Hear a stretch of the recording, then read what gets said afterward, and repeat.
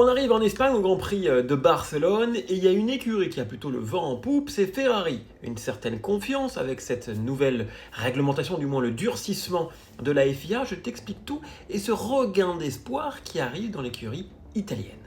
Et oui, comme je te le disais, donc la FIA va davantage contrôler les ailerons. Chez McLaren, ça s'incline plus, du coup on va plus vite en vitesse de pointe, et donc sur le papier, vu qu'il y a plus de restrictions, et McLaren serait, on va rester au conditionnel, l'écurie qui perdrait le plus en performance selon ses adversaires. Et Fred Vasseur, qui est le boss de Ferrari, y raisonne ainsi. Ferrari a été le constructeur le moins téméraire, qui a été le moins loin dans cette réglementation des ailerons flexibles. Et du coup, ils se disent, ok, nous, ça va nous avantager, parce que c'est nous qui allons perdre le moins, parce que nos ailerons, finalement, ils vont pas changer, contrairement aux autres écuries.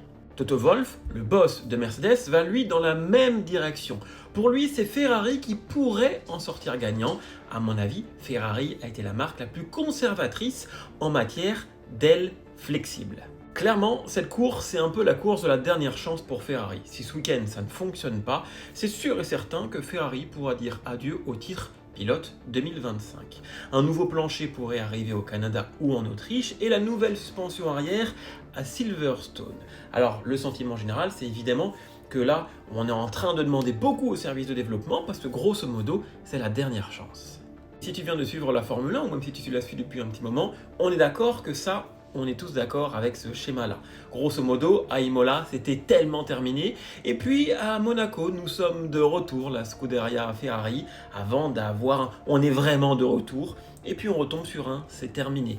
J'espère, pour les tifosi, que ce ne sera pas le cas.